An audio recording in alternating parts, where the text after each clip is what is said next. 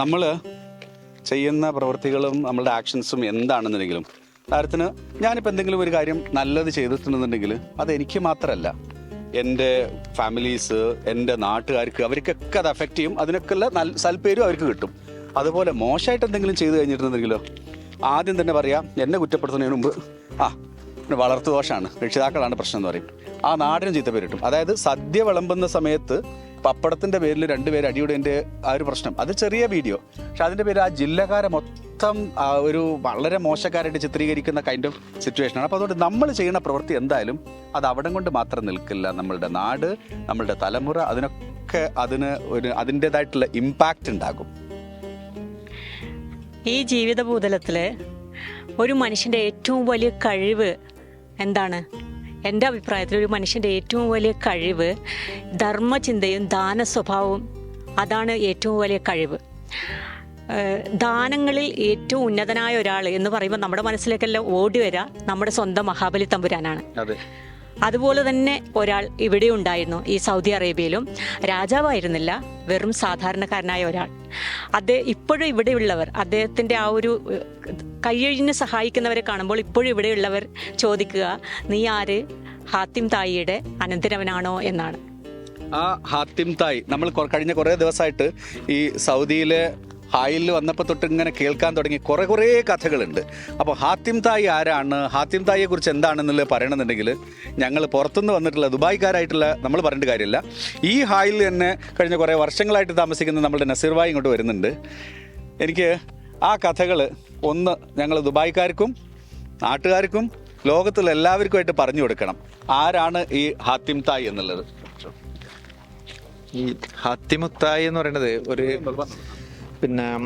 ഏകദേശം ഒരു 5-ാം നൂറ്റാണ്ടിൻ്റെ 6-ാം നൂറ്റാണ്ടിൻ്റെ 7-ാം നൂറ്റാണ്ടിൻ്റെ ഇടയിൽ, അതായത് 6 കഴിഞ്ഞ് 7-ന്റെ ആ ഒരു സമയത്ത് ജീവിച്ചിരുന്ന ഒരാളാണ്. അതായത് പ്രവാചകൻ മുഹമ്മദ് സല്ലല്ലാഹു അലൈഹി വസല്ലം തങ്ങളുടെ കാലത്തിന് മുമ്പേ ആ ഒരു കാലഘട്ടത്തിലാണ് ഇയാളുടെ ഒരു കാലഘട്ടം ഉണ്ടായിരുന്നത്. 1500 വർഷം, ഏകദേശം 1500 വർഷങ്ങൾക്ക് മുമ്പായിരുന്നു ഉണ്ടായിരുന്നത്.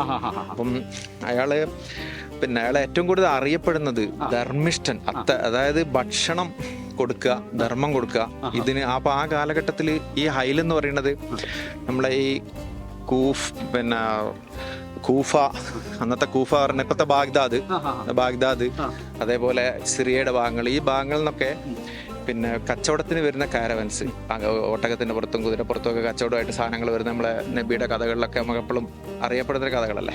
അപ്പൊ അതില് അങ്ങനെ വരുന്ന ആൾക്കാർക്ക് ഒരു ഇടത്താവളമാണ് ഈ ഹൈൽ എന്ന് പറഞ്ഞാൽ. ഏകദേശം പറയുന്നത് ഈ ഇത്രയും കിലോമീറ്ററിന്റെ ഇടയിലുള്ള സെന്റർ പോയിന്റ് ആണ്. ഈ സെന്റർ പോയിന്റ് ശരിക്ക് ഇവിടുന്ന് ഒരു 80 കിലോമീറ്ററുള്ള ഫെയ്ദ് എന്ന് പറഞ്ഞ സ്ഥലത്താണ് ഇതിന്റെ കറക്റ്റ് സെന്റർ പോയിന്റ്. അവിടേക്കാണ് അടുത്ത ദിവസം നല്ലൊരു ഹിസ്റ്ററിക്കൽ പ്ലേസ് ആണത്. ഇന്നലെ നമ്മള് രാത്രി പോയല്ലോ സമ്രാമലയുടെ മുകളിൽ, നല്ലൊരു ഫാന്റാസ്റ്റിക് വ്യൂ ആയിരുന്നല്ലോ. ഇതുവരെ എന്റെ ജീവിതത്തിൽ കണ്ടിട്ടുള്ള ഏറ്റവും ഭംഗിയുള്ള വെളിച്ചം അതായിരുന്നു. അത് ഒരു വല്ലാത്തൊരു വൈബാണത്. അപ്പൊ അത് ആ മലയുടെ മുകളില് നമ്മൾ പോയ ഭാഗത്തിന്റെ കുറച്ചും കൂടി മുകൾ ഭാഗത്തായിട്ട് ഇപ്പൊ അത് ഒരു മെയിൻ്റനൻസിന് വേണ്ടിയിട്ട് മറച്ചു വെച്ചതാണ്. അവിടെ ഒരു ഏരിയയില് പ്രത്യേകം ഒരു തീ കത്തിച്ചിട്ട് ഹാത്തിം സ്റ്റൗ,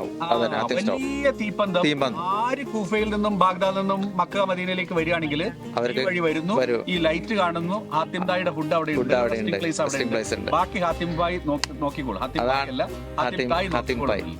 ഈ തായ് എന്ന് പറഞ്ഞാൽ തായ് കുടുംബം, ഈ തായ് ഫാമിലിയിൽപ്പെട്ട ഇവിടുത്തെ ട്രൈബ്സ് ആണല്ലോ. അപ്പൊ ട്രൈബ്സിൽ തായ് എന്ന് പറഞ്ഞ കുടുംബത്തിൽപ്പെട്ട ആളായിരുന്നു ഈ ഹാത്തിം തായ്. അത് അന്നത്തെ ഷമ്മാർ ഭരണത്തിലുള്ള ഒരു ഭരണകർത്താവായിരുന്നു എന്നുകൂടിയുള്ള ചരിത്രം പറയുന്നുണ്ട് അതിൽ.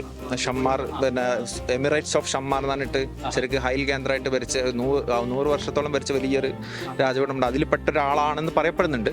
അതിന്റെ ഹിസ്റ്ററിക്കൽ എത്ര ഉണ്ട് എന്നുള്ളത് നമുക്കറിയില്ല. എങ്കിലും വർഷം മുമ്പ് ഇത്രയും ധർമ്മിഷ്ഠനായിട്ടുള്ള ആർക്ക് വേണമെങ്കിലും എന്തും കൈയടിച്ച് സഹായിച്ചിരുന്ന ഒരു മനുഷ്യൻ ഇവിടെ ജീവിച്ചിരുന്നു. ആ മനുഷ്യൻ ജീവിച്ചതിന്റെ ആ വീടാണ്, അതിന്റെ അവരെ കോട്ടയുടെ ഒരു അവശിഷ്ടങ്ങളാണത്. അപ്പം അത് ഇപ്പൊ സൗദി ഗവൺമെന്റ് അത് സംരക്ഷിച്ചിട്ട് പോരുന്നുണ്ട്. ഏത് കോട്ടന്റെ മുകളിൽ വലിയൊരു വാച്ച് ടവർ ഉണ്ടാവും. അതെ, ആ വാച്ച് ടവർ ഏതാണ്ട് പൊളിഞ്ഞിട്ട് അവിടെ നിൽക്കുന്നുണ്ട്. പിന്നെ ബാക്കി ഈ വീടുകളാണെന്നുണ്ടെങ്കിൽ ഒക്കെ ഇതിന്റെ ഉള്ളിലേക്ക് കയറാറല്ലേ? കയറാം, ഇതിനുള്ളിലേക്ക് കയറാം.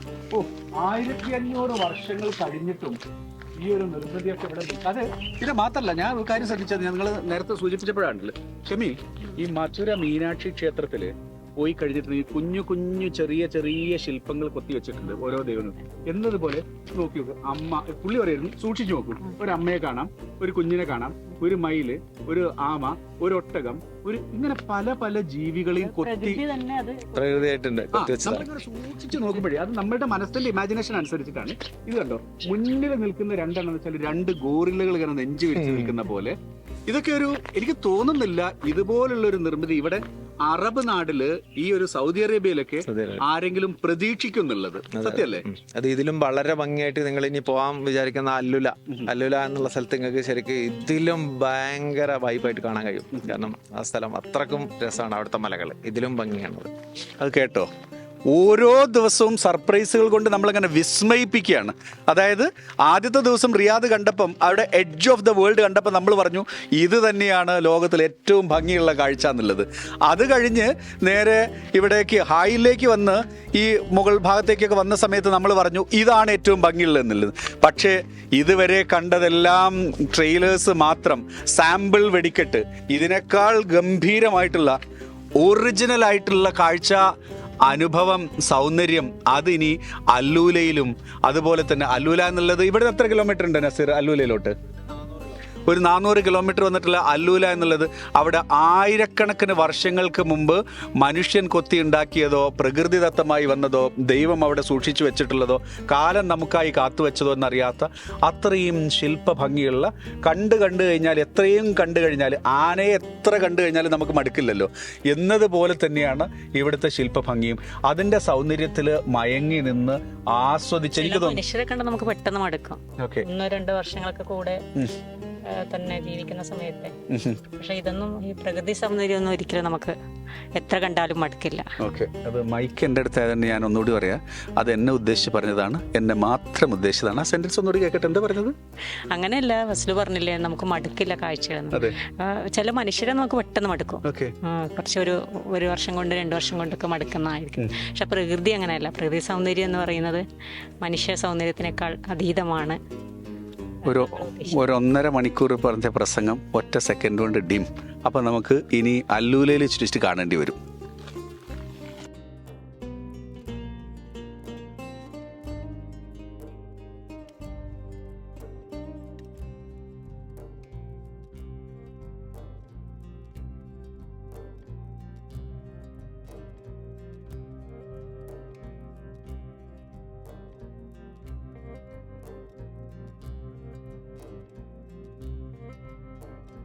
നമ്മൾ ഇതുവരെ സൂചിപ്പിച്ച ഹാത്തിമുത്തായി അദ്ദേഹത്തിൻ്റെ അന്ത്യവിശ്രമ സ്ഥലം, ഫൈനൽ റെസ്റ്റിംഗ് പ്ലേസ്, ഖബർ ഇതാണെന്നാണ് വിശ്വസിക്കപ്പെടുന്നത്. നമുക്ക് പൊതുവെ സൗദി അറേബ്യയിൽ നമുക്കറിയാലോ, പ്രൊഫറ്റ് മുഹമ്മദിൻ്റെയും സല്ലല്ലാഹു അലൈഹി വസല്ലം, പിന്നെ അതുപോലെ തന്നെ അത്തരത്തിലുള്ള വളരെ കുറച്ച് ആളുകളുടെ ഫൈനൽ റെസ്റ്റിംഗ് പ്ലേസ് മാത്രമേ വലുതായിക്കൊണ്ട് നമ്മൾ നാട്ടിലൊക്കെ കാണുന്ന പോലെ ഈ ജാറം അല്ലെങ്കിൽ അത്തരം മക്ബറ എന്നൊക്കെ പറയാവുന്ന രൂപത്തിലേക്കൊക്കെ ആക്കാറുള്ളൂ. അപ്പോൾ അതുകൊണ്ട് തന്നെ എത്ര വലിയ വ്യക്തികളാണെങ്കിലും അവരുടെയൊക്കെ സാധാരണ മണ്ണിനോട് ചേർന്ന് തന്നെയാണ്.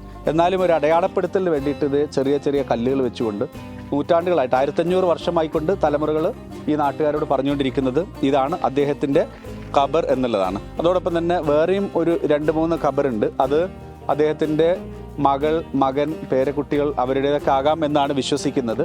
എന്നാലും ഒരു നമ്മളുടെ നാട്ടിലുള്ള ഒരു ഫോക്ലോർ കഥകളിലെ പോലെ ഈ നാട്ടിലുള്ള ആളുകളുടെ ഏറ്റവും ഏത് സംസാരത്തിലും ആദ്യം വരുന്നത്, ഷെമി നേരത്തെ സൂചിപ്പിച്ചിരുന്നല്ലോ, ആരെങ്കിലും ഒരാൾ കൈയഴിഞ്ഞ് എന്തെങ്കിലുമൊക്കെ ഒന്ന് സഹായിച്ചാൽ അവരെ ആദ്യം ചോദിക്കുക നീ ആരാണ്, ഹാത്തിം തായുടെ ആരെങ്കിലും ആണോ എന്നുള്ളത്. ആ രൂപത്തിൽ ഇവരുടെ മനസ്സുകളിൽ അങ്ങ് പതിഞ്ഞു പോയിട്ടുള്ള ഒരു നല്ല വ്യക്തിത്വം ഹാത്തിമുത്തായി. അതൊക്കെ ഈ ഇത്രയും ചില ചരിത്രങ്ങൾ നമ്മൾ കേൾക്കുന്ന ചരിത്രങ്ങൾ മാത്രമല്ല, അല്ലെങ്കിൽ നമ്മൾ സ്ഥിരമായിട്ട് കണ്ടുവരുന്നത് മാത്രമല്ല, അതിനപ്പുറമുള്ള ചില കഥകൾ, ആ കഥകളെല്ലാം ഇനിയും എത്രയോ തലമുറകളെ പ്രചോദിപ്പിക്കാൻ വേണ്ടിയിട്ട് ഇവിടെയുണ്ട്. അതെല്ലാം ഈ പാറക്കെട്ടുകളിലൂടെ ഈ പ്രകൃതി ഇങ്ങനെ സംരക്ഷിച്ച് നിർത്തുകയും ചെയ്തിട്ടുണ്ട്.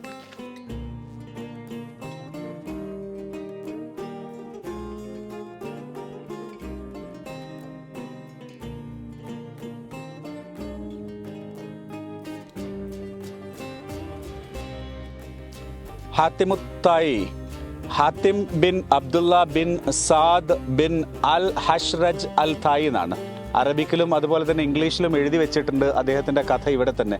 അദ്ദേഹം സാധാരണഗതിയിൽ അക്കാലത്തുള്ള ആളുകളെയൊക്കെ അറബിക് കവിതകളുടെ പേരിലാണ് അറിയപ്പെട്ടിരുന്നത്. കവിതകളെക്കാൾ മനോഹരമായിട്ടുള്ള ആ ദാനധർമ്മത്തിന്റെ പേരിലായിരുന്നു ഹാത്തിമുത്തായി അറിയപ്പെട്ടിരുന്നത് എന്നുള്ളത്. ഇനിയും സംശയമുണ്ടാകും.